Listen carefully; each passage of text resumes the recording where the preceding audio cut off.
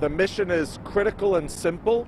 It's to figure out a very reasonable, doable, and buildable plan to rebuild the BQE triple cantilever, to bring people together, to listen to experts in engineering and architecture and design, and in the civic community, and of course the local community, and to bring everybody together and say, we know the triple cantilever is crumbling. We know within a decade it will not be usable to traffic. We have to come up with a plan that will really satisfy a bunch of interests.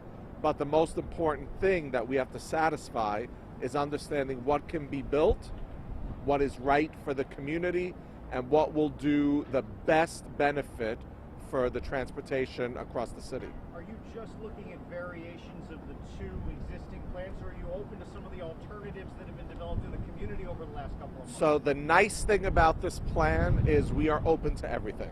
We are starting fresh.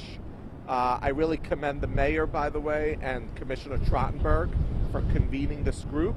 But we're starting fresh, and we're going to say this is the most critical infrastructure project right now, definitely in this borough, one of the top infrastructure projects in the city of New York.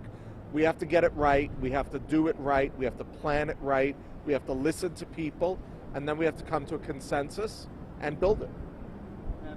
Stacy, go ahead and ask your question. Yeah, two quick questions. Is there any right now? I lost it. I lost the question. There is? I'm sorry. Go ahead.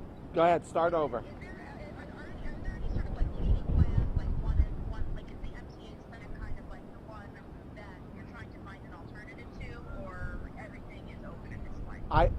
Hold on. Answer him. I think the most critical question that has to be answered is what can be built?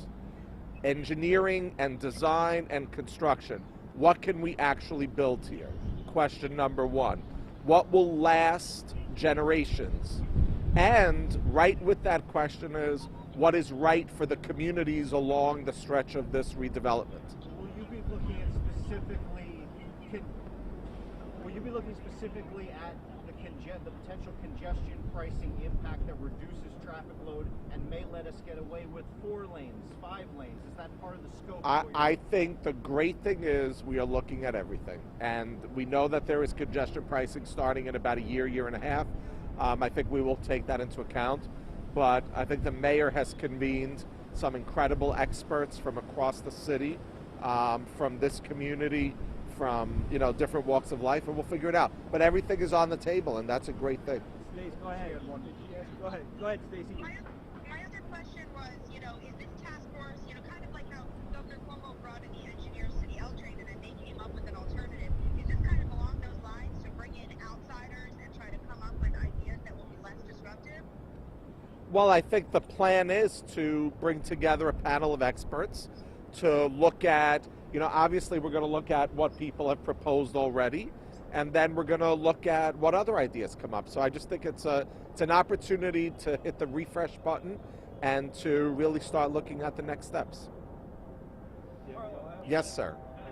Question about the mayor's current plan that he was pushing, doing the decking over the promenade. Does this panel mean that's not going to be an option, or is that still going to be a possibility?